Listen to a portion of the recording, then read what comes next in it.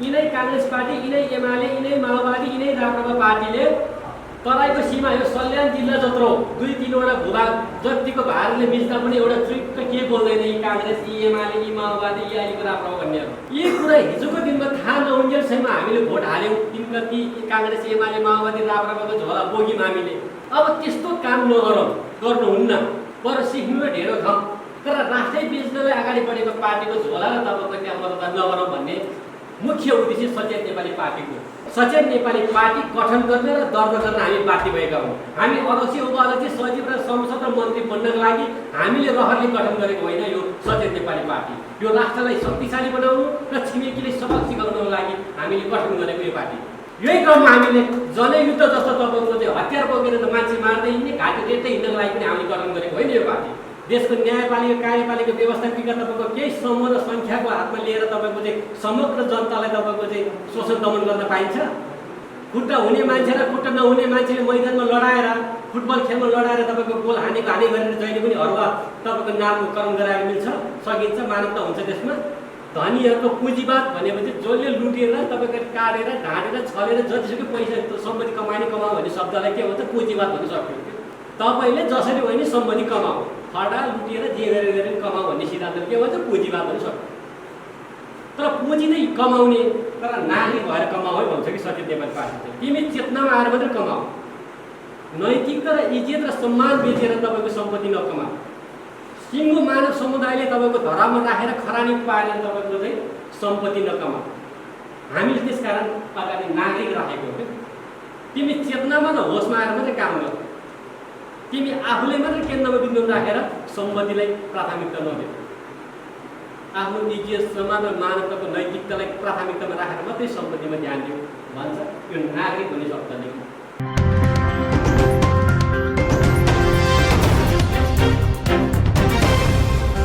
आजको यस कार्यक्रमका सभापति महोदय र सचेत नेपाली पार्टीका प्रमुख अतिथि आदरणीय अध्यक्ष पुण्य प्रसाद पसाईज्यू, यसै पार्टीका उपाध्यक्ष डाक्टर वेद प्रयासज्यू र यसै पार्टीका सचिव देवनाथ लामाज्यू र केन्द्रीय सदस्य र जिल्ला संयोजक र प्रदेशका अहिले भर्खरै मनोनित गरेका सह संयोजक र उपाध्यक्ष र उपस्थित मित्र लिडरहरूमा नमस्कार र जय सचेत नेपाली। निश्चित रूपमा यहाँहरूलाई यहाँ उपस्थित भइराख्दाखेरि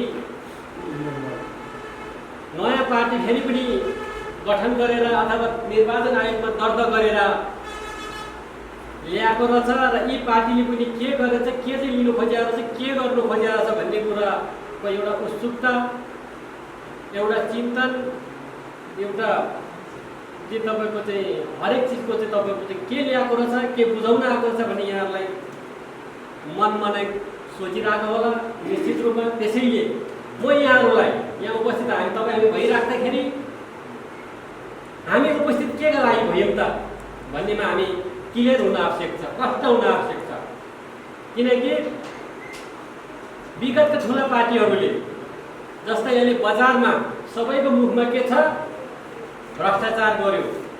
अहिलेको पुरानो पार्टीले देशलाई बनाएन, सब एउटै रहेछ, यस्तै रहेछ, पार्टी भन्ने बित्तिकै खत्तम रहेछ भन्ने मात्र दिल दिमागको सबको छ मन बस्ती। त्यसकारण म यहाँहरूलाई के कुरा राख्न चाहन्छु अथवा सोध्न चाहन्छु भने नेपाली काङ्ग्रेस पार्टीलाई विगतमा केही साथीहरूले भोट पनि हालिएको होला, एमाले भोट हाल्नु भएको होला, माओवादीले भोट हाल्नु भएको होला, या तपाईँको त्यो राप्रपा पार्टीले पनि भोट हाल्नु भएको होला। ती चारैवटा माओ पार्टी भनौँ एक खालको विगतको ती पार्टीहरूले भोट हाल्दै तपाईँको चाहिँ गलिसकेको अवस्थामा यो सचेत नेपाली पार्टी चाहिँ कुन खालको रहेछ त भन्ने खालको बुझ्नको लागि यहाँ उपस्थित भएको जस्तो मलाई लाग्छ। यो कुरा मैले भनिराख्दाखेरि फेरि पनि है यो कुरा भनिराख्दाखेरि हामीले चुनाव आउने बेलामा फेरि तिनै पार्टीले भोट हाल्ने गर्छन् कि यो चाहिँ मलाई विडम्बना लाग्छ। फेरि घुमै फेरि भोट चाहिँ फेरि ती ठुलो पार्टीले नै हाल्ने गरेको देखिन्छ कि हो हाल्नमा होस् या साथीको नाता लगाएर होस् कि अथवा आफन्तको नाता लगाएर होस् कि अथवा केही लोभ लागेको गरेर हो कि तिनै पार्टीले भोट हाल्ने गरेको देखिन्छ। त्यसकारण मैले यहाँ अलिकति भन्नु खोजेको के हो भनेदेखि यदि तपाईँ हामीमा यो देश र समाजप्रति माया छ र प्रेम छ भने, एउटा मानवताको तपाईँको नैतिकता छ, एउटा चेतना छ भने अहिलेका यी ठुला पार्टीहरू राष्ट्र बेच्नकै लागि गठन गरेको रहेछ, राष्ट्र बेच्नकै लागि तपाईँको चाहिँ राजनीति गरेको रहेछ भने बुझिसक्दा पनि फेरि पनि त्यही पार्टीमा भोट हाल्नु भनेको चाहिँ आफ्नै आमा बेच्नको लागि पनि तयार भएको मानसिकता बोकेको मान्छे रहेछ भनेर तपाईँ हामीले चिन्छ क्या समाजले। त्यो कुराको चाहिँ तपाईँ हामीले हेक्का राख्नु पऱ्यो क्या। किनकि यिनै काङ्ग्रेस पार्टी, यिनै एमाले, यिनै माओवादी, यिनै राप्रपा पार्टीले तराईको सीमा यो सल्यान जिल्ला जत्रो 2-3वटा भूभाग जतिको भारतले बिच्दा पनि एउटा चुइक्क के बोल्दैन यी काङ्ग्रेस, यी एमाले, यी माओवादी, यी अहिलेको राप्रपा भन्नेहरू विप्लव हो। अनि यिनै पार्टीले तराईमा तपाईँको इन्डियाको बिहारीहरूले तपाईँको चाहिँ 80 लाखभन्दा बढी नागरिकता बेचिसक्यो। त्यो उहाँहरूको नागरिकताले हामी पनि अर्बबन्द पार्ने परिस्थितिमा अगाडि बढाइसकेको छ। यो विषयमा पनि तपाईँको तिनका नेतृत्व बिग्यो। ती एमाले काङ्ग्रेस माओवादी राप्रपा पार्टीमा भएका युवा सङ्घ भनौँ अथवा जिल्ला स्तरीय नेता भनौँ, गाउँपालिका नगरपालिका मै हो एमाले, मै हो काङ्ग्रेस, मै हो तपाईँको माओवादी भन्ने नेता कार्यकर्ताले पनि चुइक्क बोल्दैन। नदी नाला कौडीको भावमा बेचिया छ भारतलाई। त्यसको बेला बारे पनि बोल्न सक्दैन एमाले काङ्ग्रेस माओवादी राप्रपा कार्यकर्ताहरू नेताहरू। हेर्नुहोस् है, भनेपछि यी पार्टीमा तपाईँ हामीले नै भोट हाल्यो भनेदेखि तपाईँ हामी राष्ट्र विरोधी हुन्छौँ कि हुँदैन? निश्चित रूपमा हुन्छौँ नि। त्यसकारण भोलिको दिनमा अब आउने चुनावमा यी कुरा हिजोको दिनमा थाहा नहुन्जेलसम्म हामीले भोट हाल्यौँ, तिनका ती काङ्ग्रेस एमाले माओवादी राप्रपाको झोला बोक्यौँ हामीले। अब त्यस्तो काम नगरौँ, गर्नुहुन्न, बरु सिक्नु ढेरो खाउँ, तर राष्ट्रै बेच्नलाई अगाडि बढेको पार्टीको झोला र तपाईँको त्यहाँ मतदान नगरौँ भन्ने मुख्य उद्देश्य सचेत नेपाली पार्टीको। त्यसैले नै हामीले सचेत नेपाली पार्टी गठन गर्न हामी बाध्य भएका हौँ कि हामी अहिले सङ्ख्यामा थोरै होला, त्यो छुट्टै कुरा हो। जो पनि सुरुमा सङ्ख्यामा थोरै हुन्छ, एकबारै सुरु हुने हो। त्यसो हो कारणले हामीले यो विषयमा नाचिकन नमातिकन हामी अगाडि बढ्नु आवश्यक छ। यो नेपाली भूमि मातृभूमिले तपाईँ हामीले गजगजाइरहेको छ, मागिरहेको छ सचेत नेपाली पार्टीलाई। यो कुरामा तपाईँहरू दृढ हुनु पर्यो।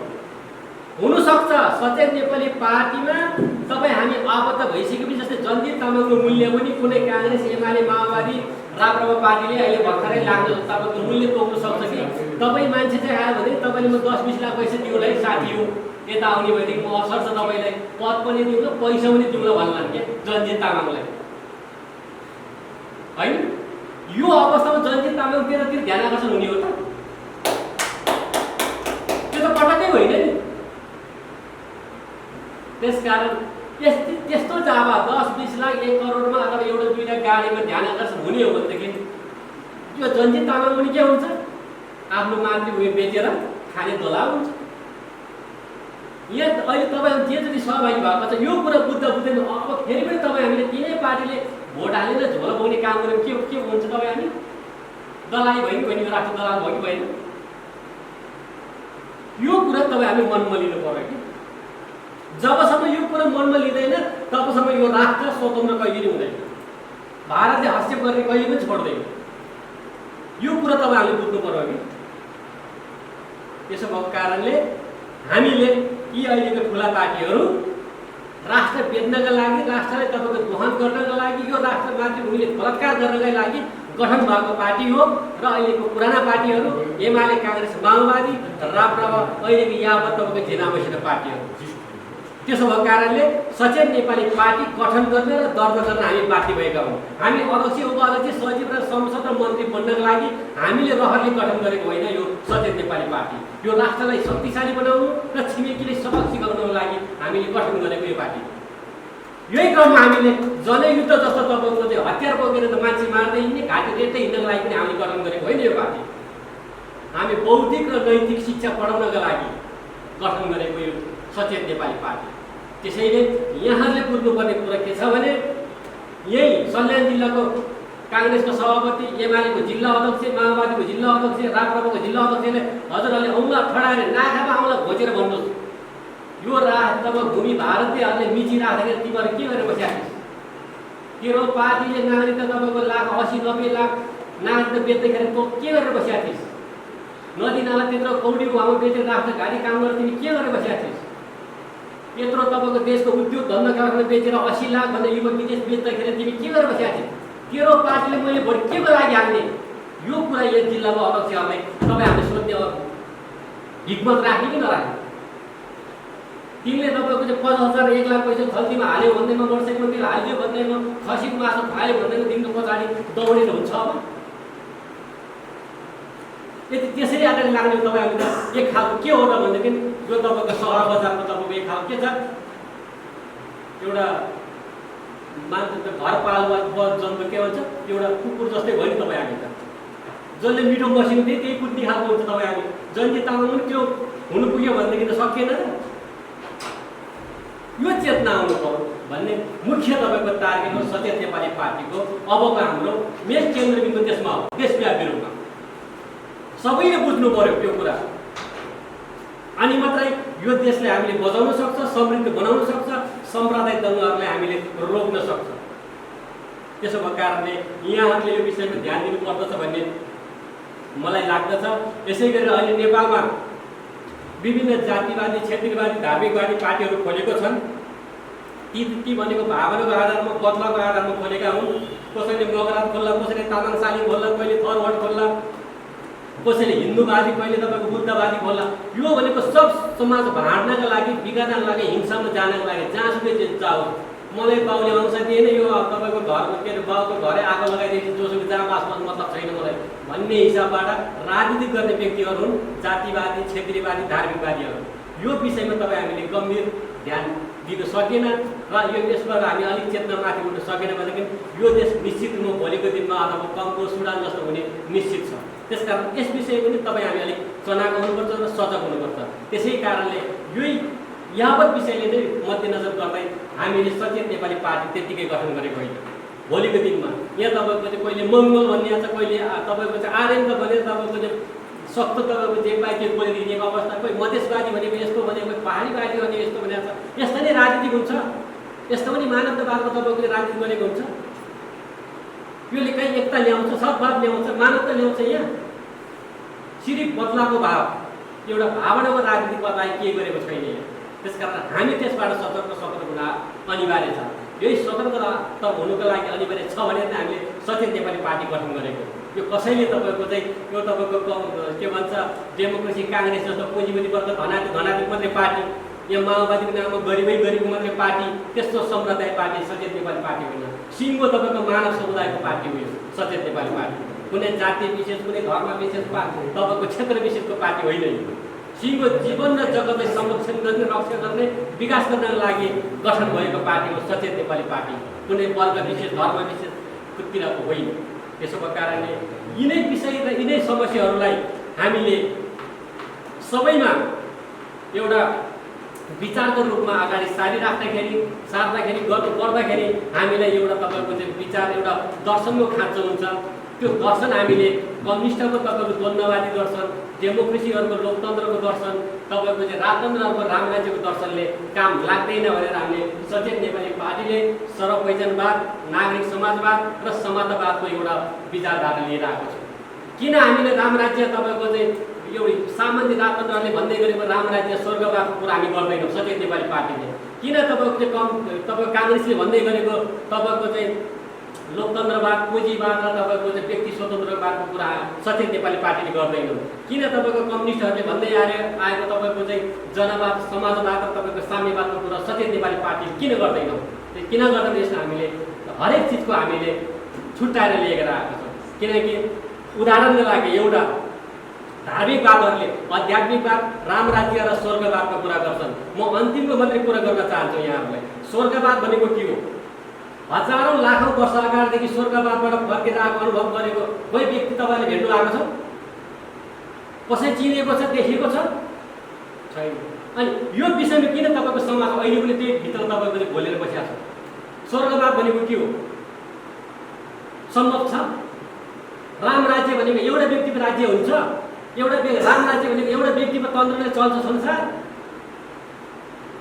यो काहीँ हुने कुरा हो यो? त्यसकारण आध्यात्मिक राम मात्रै आध्यात्मिक गर्न सक्ने, अरू चाहिँ गर्नै नसक्ने। रामले चाहिँ भने त्यो माने मात्रै स्वर्गवाद हुने, नभए तपाईँको सैतानवाद हुने, त्यो पनि हुन्छ यो मुलुकमा। त्यसकारण यो मनोगमन्ती कुराहरूको पछाडि लगाएर हिजोको दिनमा हजारौँ लाखौँ वर्ष अगाडि तपाईँको चाहिँ स्वर्गवादको कुराले तपाईँको करोडौँ मान्छेहरूको तपाईँको कत्ल्याम हत्या गरेको छैन। त्यसो भएको कारणले यिनीहरूले के भनेको छ?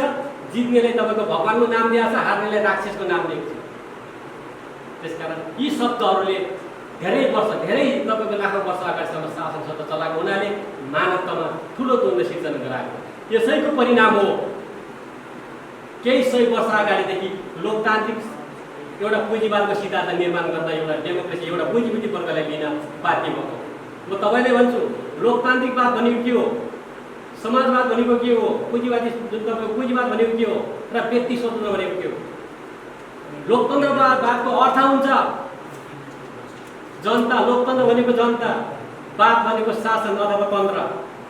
होलसेलको नाम राखेर दुनियाँले तपाईँको निरपेक्ष प्रतिस्पर्धाको तपाईँको त्यो सिद्धान्त लागू गराएर देशको न्यायपालिका, कार्यपालिका, व्यवस्थापिका तपाईँको केही समूह र सङ्ख्याको हातमा लिएर तपाईँको चाहिँ समग्र जनतालाई तपाईँको चाहिँ शोषण दमन गर्न पाइन्छ?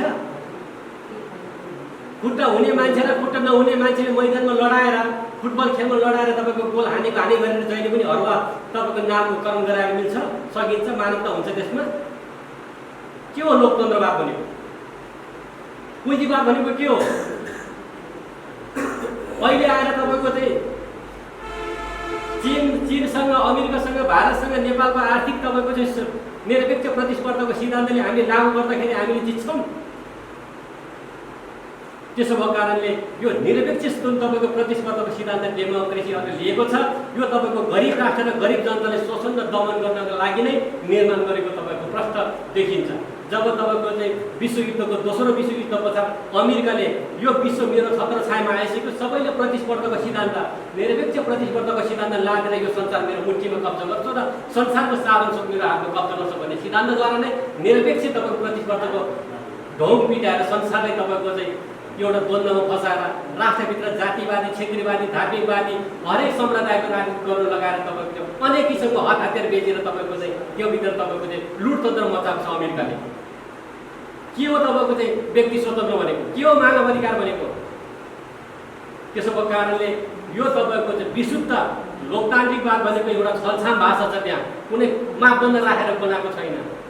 त्यसो भएको कारणले हामी यिनीहरूका गरिब राष्ट्र र गरिब तपाईँको जनता भनेको यिनका तपाईँको के भयो? खेलाउन भयो, यिनका आहारा भयो, यिनका चाहना भयो। त्यसो भएको कारणले हामी लोकतन्त्रको अहिले जे जतिको सिद्धान्त भनेर यिनीहरूले कहलिएका छन्, हामी कुनै पनि हालतमा मान्ने पक्षमा छैनौँ। त्यसो भएको कारणले यी तपाईँको चाहिँ लोकतन्त्र विधि भनेको जसको हातमा लट्ठी उसैको हातमा भैँसी, यो तरिकाले अगाडि बढाएको हुनाले कुनै पनि हालतमा सचेत नेपाली पार्टीले यिनका विचार र दर्शनलाई हामी अङ्गीकार गर्न सक्दैनौँ भनेर हामीले सर्वपहिचानवाद, नागरिक समाजवाद र समाजवादको सिद्धान्त तोड्न हामी बाध्य भएका हौँ। यसै गरेर कम्युनिस्टहरूले जनवाद, समाजवाद र तपाईँको चाहिँ एउटा साम्यवादको अवधारणा लिएर आएको छौँ। जनवाद भनेको के हो? मूर्खै ढङ्गबाट तपाईँको त्यो कचिएर, हेपिएर, काटेर, छाँटेर मात्रै हुने हो जनवाद।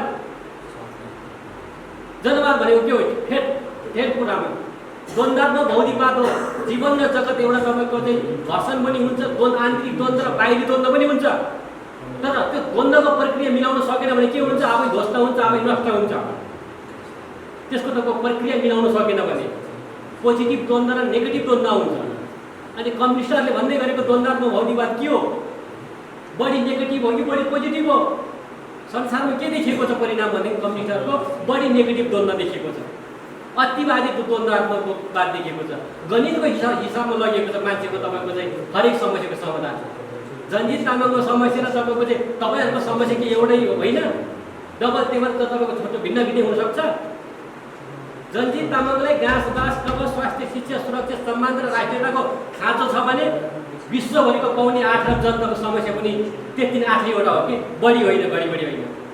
त्यो समस्याप्रति जन्जित तामाङले तपाईँको चाहिँ एउटा हेवा प्रविधि एउटा तपाईँको लुटुवा प्रविधि लाग्यो खण्डमा जन्जित तामाङ पनि खतरामा पर्छ कि पर्दैन?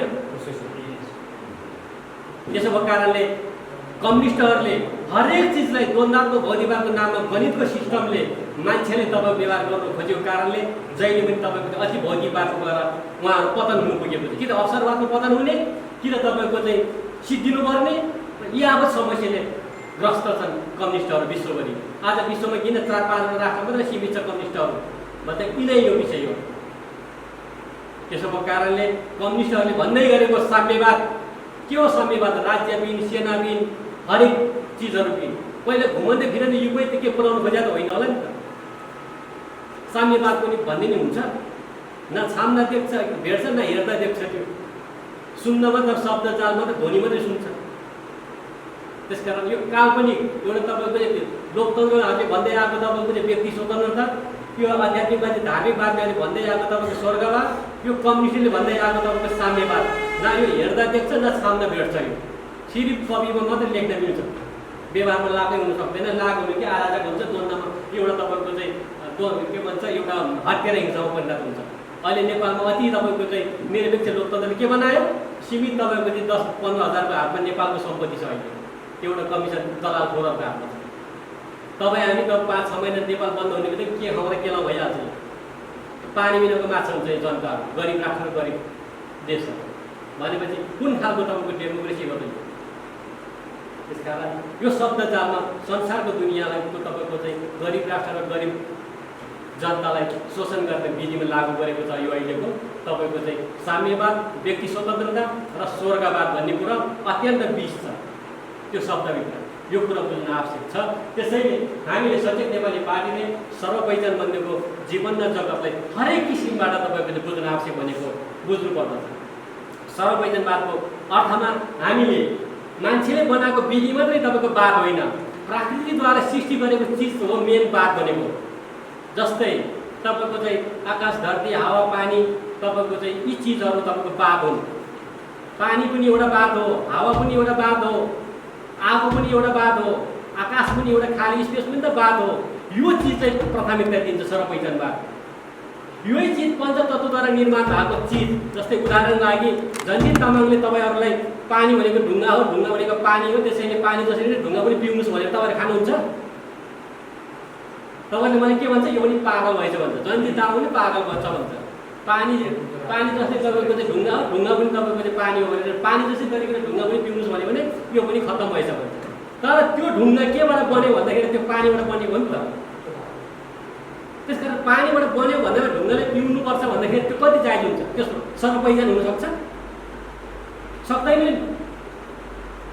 त्यसो भएको कारणले पानीबाट बन्यो भन्दैमा ढुङ्गा पिउनु सक्दैन, खानु सक्दैन। त्यसको सर्वपहिचान गर्ने कि नगर्ने? पानीबाट बन्यो भने बोट बिउन तपाईँ पिउन सक्छ? सक्दैन। तान्नु सक्छ। हावाबाट बनेको भन्दा त हावा त्यसलाई तपाईँको सासले फेर्न सक्छ त? सक्दैन नि। हो, त्यसैले हामीले के भनेको छ? सर्वपहिचानवाद। जीवनको जगतको नचिनिकन उसँग व्यवहार नगर, चिनेर मात्रै व्यवहार गर। जन्जित तामाङ तपाईँहरूको अगाडि हाँसेर मात्रै बोलेको देख्नुहुन्छ, रिस आएको त देख्नु भएको छैन। कति क्रूर छ, कति हिंसात्मक छ भनेर थाहा छैन नि त। उदाहरणको लागि यो संसारमा अहिले मान्छे के कहलेको छ? गौतम बुद्ध जस्तो महान मान्छे कोही पनि छैन, बुद्धिमानी, नरिसाउने, करुणा बोकेको भन्ने। तर त्यो गौतम बुद्ध जति करुणामय थियो नि त्यति नै हिंसात्मक क्रूर त थियो कि सिरिप उसले नदेखाएको मात्रै हो। घर हामीले जति ठुलो बनायौँ फोहोर पनि त्यति धेरै निस्किन्छ कि, घर जति सानो बनायो त्यति थोरै निस्किन्छ कि फोहोर पनि। त्यसरी यो संसारको महान तपाईँको करुणामय गौतम बुद्ध हो भने गौतम बुद्ध महान क्रूरता पनि छ, सिरिप उसले नदेखाएको मात्रै हो। यसरी बुझेर मात्रै अगाडि बढ्नुपर्छ भनेर हामीले सर्वपहिचानवादको एउटा सिद्धान्त विचार त्यसरी लिएको। त्यसोको कारणले हरेक चिज पहिचान बिना, हरेक चिज आफूले मात्रै केन्द्रबिन्दु राखेर हामीले सिद्धान्त विधि निर्माण गर्ने होइन। जन्जित तामाङले सिद्धान्त विचारले निर्माण गर्नु छ भने विश्वभरिको 8 अरब जनताको समस्या र मेरो समस्या एउटै हो भनेर निर्माण गर्नु पर्यो कि मैले फल्ना मान्छे लडाउने हो, भिडाउने हो, जुदाउने हो, त्यसबाट आएको फाइदा चाहिँ म खाने हो भन्यो भने के हुन्छ? जन्जित तामाङ पनि 6 महिनादेखि 1 वर्ष पछाडि खतरामा पर्छ होइन? एउटा वकिलले मलाई योभन्दा तपाईँ 2-3 वर्ष अगाडि भने हामी हाम्रै तपाईँ मकवानपुरको एउटा वकिलले त्यो वकिलले बिहे गर्नुभन्दा अगाडि एउटा व्यक्तिबाट मुद्दा केस लिएको रहेछ अदालतमा। अनि त्यो मुद्दा लड्नुपर्ने तपाईँ जित्नुपर्ने मान्छे चाहिँ धनी रहेछ। अलि वकिल चाहिँ भर्खर पढेर पास भएर वकिल चाकरी खान्छ अदालतमा। अनि के वकिलले त्यो ऊ कमजोरी छ, उसले मुद्दा लड्नु खोज्ने मान्छे जित्नुपर्ने मान्छे मुद्दामा कमजोर छ त उसले जित्नै परेको छ कि जसरी भयो भने उसले जित्नै परेको छ। जसरी पनि म जित्नु पर्ने भयो तब पैसा चाहिँ तपाईँ जति पनि लिनु त म जित्नुपर्छ भन्ने एउटा प्रस्ताव आएछ वकिल। त्यो राख्ने बेलामा त्यो वकिल के गरेछ, सुरुमै तपाईँको हात परेर त्यो मुद्दा लिने बित्तिकै उसले तपाईँको चाहिँ त्यही मुद्दाको पैसा एडभान्समा उसले पे गरेछ कि घर परिवार पे गरेको त्यही मुद्दाले 5 लाख रुपियाँ दिनुहोस् तपाईँको यो मुद्दा म जिताइदिइहाल्छ नि सर, यो अगाडि सबै मिलाउनु पर्छ भनेछ लिएछ। अनि त्यो 5 लाख पैसा लिएर उसले तपाईँको आफ्नो घर परिवार बुढी बिहे गर्यो। बिहे गरिसकेपछि अब तपाईँको 1 महिना 2 महिना 3 महिना भन्दा 8-9 महिना भएपछि 1 वर्ष भएपछि त्यही तपाईँको बिहे गरेको तपाईँको चाहिँ श्रीमतीबाट तपाईँको छोरा पनि पाइहाल्यो। अब त्यो वकिलले के ट्रिक खेलेछ, मुद्दा अगाडि धेरैभन्दा पनि छिटो फैसला भयो भने तपाईँ हार्ने सम्भावना छ है, ल हो अब बिचमा यसले जतिसक्दो पर धकाल्नुपर्छ भन्दैछ। अनि हरेक महिनाको 1-2चोटि धकालेको पैसा चाहिँ उसले तपाईँको 10,000 रुपियाँ चाहिँ लिइराख्दो रहेछ कि महिना, त्यो पेसी सारेको गरेको। अनि त्यो सारे उसले त जित्नु छ, पैसासँग त वास्ता छैन त्यति धेरै। अनि त्यही तपाईँको वकिलले त्यो उसको बच्चा बिहे गरेर पनि त्यो मुद्दाले बिहे गरेर पनि उसको छोरा पाएर पनि त्यो छोरालाई तपाईँको चाहिँ बोर्डिङ पढाएर पनि फेरि वकिल पढाएर फेरि तपाईँको वकिल आफू सम्मान बनाउँदा पनि त्यो मुद्दा फैसला गरेर दिएन। पैसा खायो त्यो बच्चा पढायो कि। अनि त्यति गरेर आफ्नो बच्चा तपाईँको वकिल बनाइसक्यो र पनि मुद्दा फैसला गरेर दिएको छैन उसले, ट्रिक लगाएको नि त्यो त। अनि त्यसपछि चाहिँ बाउले के भनेछ, अब मैले यो मुद्दा फैसला गर्न सकिनँ छोरो, यो मुद्दा अब तिमीले फैसला गर, अब म बस्छु भने विश्राम लिएछ कि बाउले।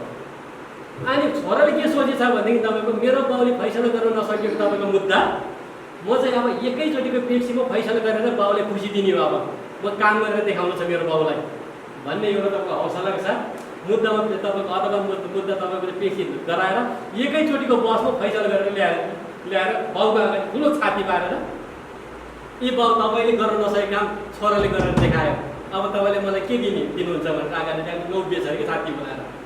बाउले के गरेर त्यतिखेर जुरुक्क उठेर तपाईँको एक चट्टान हान्दैछ कि कालामा, साला कुत्ता तँलाई यो मुद्दाले तेरो आमा बिहे गरेको मैले, यो मुद्दाले तँलाई जन्माएको, यो मुद्दाले तिमीले पढाएको मैले, यो मुद्दाले तिमीले वकिल बनाएको, यति चाँडै तिमीले यसलाई तपाईँको बन्द गर्न सिकाउनुपर्छ यो मुद्दा, यो भनेको त अब कुन भइसि हो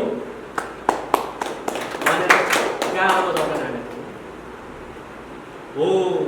यस्तो विषय तरिकाले तपाईँको यो अहिलेको डेमोक्रेसी, यो लोकतन्त्रहरूले, तपाईँको चाहिँ कम्युनिस्टहरूले र तपाईँको चाहिँ आध्यात्मिकवादीहरूले जनतालाई तपाईँको चाहिँ सिङ्गो मानवलाई शोषण दमन गरिरहेको छ कि यसको सर्वपहिचान गर्नुपर्छ भन्ने एउटा मूल मन्त्र हो यो सर्वपहिचानवादको। यो चिजहरूमा हामीले गम्भीर ध्यान दिने कि नदिने, त्यसको कारणले सचेत नेपाली पार्टीले के दर्शन लिएर आयो, सर्वपहिचानवाद, जीवन र जगतलाई चिनेर मात्रै उसँग व्यवहार गर्छ, नचिनिकन व्यवहार गर्ने हरानी होइन्छ, आफू दुर्घटनामा परेको। अहिलेसम्म हामीले के बनायो, हामीले दुर्घटना काङ्ग्रेसको तपाईँको चाहिँ गाडीमा चढ्यो दुर्घटनामै पार्यो, कम्युनिस्टको गाडीमा चढ्यो दुर्घटनामै पार्यो, राजतन्त्रको गाडीमा चढ्यो दुर्घटनामै पार्यो। अब कुन गाडीमा चढ्ने त? अब सचेत नेपाली पार्टीले लिएर बनाएको गाडीको इन्जिन छ सर्वपहिचानवाद, यसले मात्रै जीवन र जगतको तपाईँको चाहिँ रक्षा र विकास गर्छ भन्नेमा हामीले एउटा निचोड निकालेको छ। यो तपाईँ अघि नै मैले भनिहालेँ, सर्वपहिचानवादको मूलभूत कुरा भनेको जनताको घाँस बास कवास स्वास्थ्य शिक्षा सुरक्षा समानता र राष्ट्रियता। यो जन्जित तामाङको मात्रै खाँचो होइन, यावत विश्वभरिको पाउने 8 अरब जनताको खाँचो हो। यसप्रति कसैले शोषण र दमनको नीति लियो भने त्यसको विरुद्धमा सचेत नेपाली पार्टीले जस्तोसुकै परिस्थितिको सङ्घर्ष गर्न र आवाज उठाउन तयार हुनुपर्छ। दोस्रो कुरा, अब यो अहिले संक्षिप्तमा सर्वपहिचानवादको यहाँले मैले केही कुरा राखेँ। अब नागरिक समाजवाद भनेको छ हामी। पुँजीवादले के भने, पुँजीवाद तपाईँको चाहिँ लोकतान्त्रिकवाद र पुँजीवाद कि धनी राष्ट्र र धनी मान्छेले उनीहरूले पुँजीवाद मात्रै भन्छ, हामीले किन नागरिक भन्ने थप्यो त अगाडि, त्यो बुझ्न आवश्यक छ। हामीले नागरिक थप्नुको कारण हामीले बुझाउन सक्नुपर्छ जनता। किनभनेदेखि धनीहरूको पुँजीवाद भनेपछि जसले लुटेर तपाईँको काटेर ढाँटेर छलेर जतिसुकै पैसा सम्पत्ति कमाउने कमाऊ भन्ने शब्दलाई के भन्छ पुँजीवाद भन्न सक्यो। तपाईँले जसरी भयो नि सम्पत्ति कमाऊ, खडा लुटेर जे गरेर कमाऊ भन्ने सिद्धान्तले के भन्छ पुँजीवाद भन्न सक्यो। तर पुँजी नै कमाउने तर नागरिक भएर कमाऊ है भन्छ कि सचिव नेपाली पार्टीले। तिमी चेतनामा आएर मात्रै कमाऊ, नैतिकता र इज्जत र सम्मान बेचेर तपाईँको सम्पत्ति नकमाऊ। सिङ्गो मानव समुदायले तपाईँको धरामा राखेर खरानी पारेर तपाईँको चाहिँ सम्पत्ति नकमाऊ। हामीले त्यसकारण अगाडि नागरिक राखेको हो। तिमी चेतनामा र होसमा आएर मात्रै काम गर। तिमी आफूले मात्रै केन्द्रमा बिन्दु राखेर सम्पत्तिलाई प्राथमिकता नदेऊ। आफ्नो इज्जत सम्मान र मानवताको नैतिकतालाई प्राथमिकतामा राखेर मात्रै सम्पत्तिमा ध्यान दिऊ भन्छ यो नागरिक भन्ने शब्दले। अनि यो नागरिक भन्ने शब्दले के गर्छ? जीवन र जगतप्रति विभेद, हरेक किसिमको मानवप्रति गरेको विभेद, शोषण, दमनहरू हुन्छ नि, प्रकृति दोखानदेखि सबै चिजहरूलाई चिनेर मात्रै व्यवहार गर्नुपर्छ भन्ने मान्यता र तपाईँको शब्दले जनाउँछ। केलाई? यो नागरिक भन्ने शब्दले। अनि मात्रै हामीले पुँजीवाद समाजवादको कुरा गर्छ क्या। हाउबुझीमा तपाईँको चाहिँ यहाँ त अहिले राजाले पनि समाजवाद भनिदिएको छ, काङ्ग्रेसले पनि समाजवाद भनिदिएको छ, कम्युनिस्टले पनि समाजवाद भनिदिएको छ, जो पनि समाज जातीय कुरो गरिरहेको छ उसले पनि समाजवादकै कुरो गरिरहेको छ कि यहाँ। फटाफटाको पनि समाजवाद हुने, इमान्दार पनि समाजवाद हुने, चोर पनि समाजवाद हुने। यहाँ त समाजवाद भनेको मान्यो एउटा कपडा जस्तो भयो कि जसले लगाइदिनु भइहाल्यो, त्यो व्यवहार जसोकै होस् मतलब छैन। त्यसो भएको कारणले हामीले नागरिकको अर्थ हो हाम्रो तपाईँको बौद्धिक, हाम्रो नैतिकता, हाम्रो इमान्दारिता भन्ने चिनाउनु छ नागरिक भन्ने शब्दले। त्यसैले नागरिक समाजवाद भनेको यो समाजवादभित्रको अर्थतन्त्रमा हामी जानुपर्छ। विशेष गरी त अर्थतन्त्र प्रणाली विभेदको कुराहरूलाई तपाईँको नागरिक भन्ने शब्दले हामीले सम्बोधन गरिहाल्छौँ। हरेक किसिमको तपाईँको चाहिँ भेदभाव, हरेक किसिमको तपाईँको शोषण दमनमा। अब रहेको कुरा तपाईँको समाजवादभित्र हाम्रो पुँजीको व्यवस्था के हुन्छ भन्ने कुरो। लोकतन्त्रले के गरेको छ त भनेदेखि तपाईँको प्रतिस्पर्धाको सिद्धान्त, एउटा व्यापारी युद्ध संसारभर चला खुल्ला अर्थतन्त्रको नीतिले गरिब राष्ट्र र गरिब जनताले शोषण बनाएको छ, दमन गरेर खाइरहेको छ। हरेक अर्थतन्त्र, हरेक तपाईँको चाहिँ कमिसन खोरमा फसाएको छैन। त्यसकारण हामीले तपाईँको चाहिँ यी लोकतान्त्रिक तपाईँको पुँजीवादहरूले के गर्छ त भनेदेखि यिनीहरूले व्यक्ति धनी हुनु नै राष्ट्र धनी हुनु हो भन्छ यिनीहरूले। कस्तो शब्द छ। अनि यिनै शब्दलाई अब कम्युनिस्टले के भन्छ? राष्ट्र धनी हुनु नै जनता धनी हुनु भन्छ। एउटाले व्यक्ति धनी हुनु नै राष्ट्र धनी हुनु भन्ने, एउटाले राष्ट्र धनी हुनु नै व्यक्ति धनी हुनु भन्ने। के दुईवटा शब्द कस्तो बाँचेको छ कि एउटै हो। एउटा शब्द अगाडि राख्दाखेरि के हो, त्यही शब्दले पछाडि राख्दै के भयो परिणाम भनेदेखि लोकतान्त्रिक पुँजीवादहरूले व्यक्ति धनी हुनु नै राष्ट्र धनी हुनु भन्ने बित्तिकै नेपालको 3 करोड जनताको सम्पत्ति कति जनाको हातमा पुग्छ? बढीमा 1000 जनाको हातमा पुग्छ सम्पत्ति। बाँकी 2,49,00,000 के हुन्छ? एउटा तपाईँको उनीहरूको तपाईँको के भन्छ यो बत्ती जस्तो हुन्छ क्या, कतिखेर मार्ने कतिखेर बाल्ने भने आउँछ। 1000 जना पुँजीपति बस्ने उद्योग धन्दा कारखाना यो नेपालमा पेट्रोलै नल्याउने हो भने, डिजेलै नल्याउने, अहिले भर्खर गाडी चढ्न पाउँदैन हाम्रो। यो पेट्रोल डिजेल त सरकारले ल्याउनु पर्थ्यो नि त, निजीले दिने होइन नि त्यो कुरा त। अहिलेको शिक्षाको विद्यालयहरू यो व्यक्तिहरू रिस उठ्यो भनेदेखि स्कुल बन्द भनिदियो भनेदेखि यहाँ तपाईँहरू सरसरी पढ्नै पाउँदैन, सरकारको छैन। अनि यो तरिकाले समाज र मानवताको हित हुन्छ। त्यस कारणले व्यक्ति धनी हुनु नै राष्ट्र धनी हुनु रहेछ त। यो काङ्ग्रेसले भने जस्तो, यो अमेरिकाले भने जस्तो, यो त महाशब्द जाल, तपाईँ गुडिएर शब्द जाल हो नि यो। त्यसले गर्दाखेरि व्यक्ति हुनु नै राष्ट्र धनी हुँदैन। त्यसले अत्याचार, शोषण त वैज्ञानिक ढङ्गको शोषणको विधि अपनाउँछ, उसको अनुकूल तरिकाले एउटा समूह खडा गर्छ। त्यसले गर्दाखेरि व्यक्ति धनी हुनु नै राष्ट्र धनी हुनु होइन। त्यसले झनै तपाईँको चाहिँ शोषण र दमनलाई मजबुत बनाउने विधि मात्रै। पहिले राजतन्त्रले भन्दा अलिक दिमाग कुरा हो कि त्यो चाहिँ अलिकति तपाईँको चाहिँ मैले मात्रै नभ्याउनु अरूले पनि भाग दिनु पऱ्यो भने जस्तो हो। समानुपातिक भन्ने अनि समावेशी भन्ने अलिकति जम्मा ठुलो बनाउने, त्यो तेरो पनि मान्छे छ त यहाँ हेर्दा तेरो टप्पु जस्तो नै छ नि भनेर देखाएर भुलभुलाइमा राख्ने खालको विधि हो त्यो। यसै गरेर अब कम्युनिस्टहरूले के भन्छ? राष्ट्र धनी हुनु नै जनता धनी हुनु। सबैको यहाँको तपाईँको उद्योग धन्दा कारखाना घर जग्गा जमिन सबै राष्ट्रियकरण गर्नुपर्छ। तिमीहरू भनेको खाली हात हो, राज्यले दिएको तपाईँको चाहिँ काम गर्ने हो, भात खाने हो, बस्ने सुत्ने हो, बैलर कुखुरा जस्तो के ट्याङमा तपाईँको दाना पानी हालिदिने हो होइन, इङ्ग्लिस गीत गाएर तपाईँको बजाएर झ्याङझ्याङ बजाएर सुनाउने हो कि त्यो तरिकाले देश चलाउन सक्छ त? मान्छेको आफ्नो तपाईँको सम्मान इज्जत केही पनि हुँदैन, इच्छा केही हुँदैन। त्यसकारण कम्युनिस्टहरूले भने जस्तो न मौरीको बथान जस्तो हो मान्छे, न कमिलाको बथान जस्तो हो, न पहिलाको कुरा हो कि मान्छे भनेको एउटा सम्मानजनक हिसाबबाट बाँच्न चाहने व्यक्ति तपाईँको मानवता चेतनाशील। त्यसो भएको कारणले कम्युनिस्टले भन्दै गरेको जस्तो तपाईँको चाहिँ राष्ट्रिय पुँजीवादको कुरा पनि यो सचेत नेपाली पार्टीले मान्दैन। काङ्ग्रेसीहरूले भने जस्तै तपाईँको पुँजीवादको तपाईँको व्यक्ति धनी हुनु जस्तै राष्ट्र धनी हुनु भनेर निरपेक्ष प्रतिस्पर्धाको सिद्धान्त पनि यो सचेत नेपाली पार्टीले मान्दैन। त्यसकारण हामीले नागरिक समाजवादको अवधारणा भनेको हामीले सम्मानजनक एउटा तपाईँको पद्धति र सिद्धान्तले अगाडि बढेको छ। के हो? 4 खम्बे अर्थतन्त्रको प्रणाली। 4 खम्बे अर्थतन्त्र प्रणाली भनेको राष्ट्रको, समूहको, व्यक्तिको र अन्तर्राष्ट्रियको। हामी राष्ट्रिय पुँजीले प्राथमिकता दिन्छौँ, दोस्रो तपाईँको सामूहिक पुँजीले प्राथमिकता दिन्छौँ, तेस्रो व्यक्तिको पुँजीले प्राथमिकता दिन्छौँ, चौथो आवश्यकता अनुसार मात्रै अन्तर्राष्ट्रिय पुँजीले भित्राउँछ नेपाल, अनावश्यक भित्राउँदैन। त्यसो भएको कारणले हामीले नागरिक पुँजीवादको कुरा गरेँ, नागरिक समाजवादको कुरा गरेँ, विकासवाद।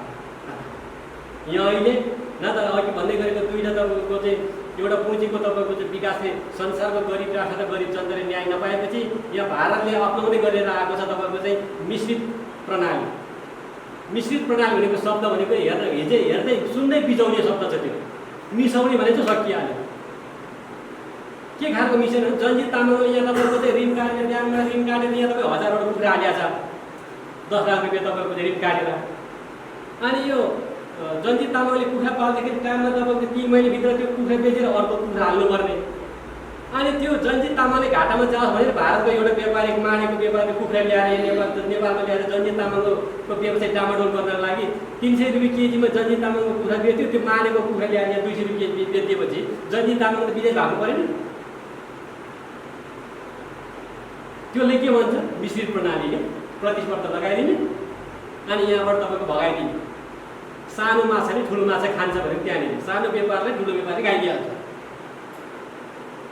यो खालको मिश्रित प्रणाली हामी यो दलाल अर्थतन्त्र हामी मान्दैनौँ। त्यो दलाल अर्थतन्त्रले अहिले नेपाल भ्रष्टाचारी शोषण दमन कमिसनखोरी घुसखोरीमा लिप्त र डुबेको त्यसैको जन्जालमा सिद्धिएको तपाईँहरू। त्यसकारण हामीले अघि नै भन्दै आएको छ सचेत नेपाली पार्टीले नागरिक समाजवादको अवधारणा अर्थतन्त्रको अवधारणा त्यो अन्तर्गतमा रहेर मात्रै हामी अवलम्बन गर्छौँ भन्ने कुरामा हामी स्पष्ट छौँ। हामी गर्नेछौँ भन्ने यहाँहरूलाई एउटा विश्वास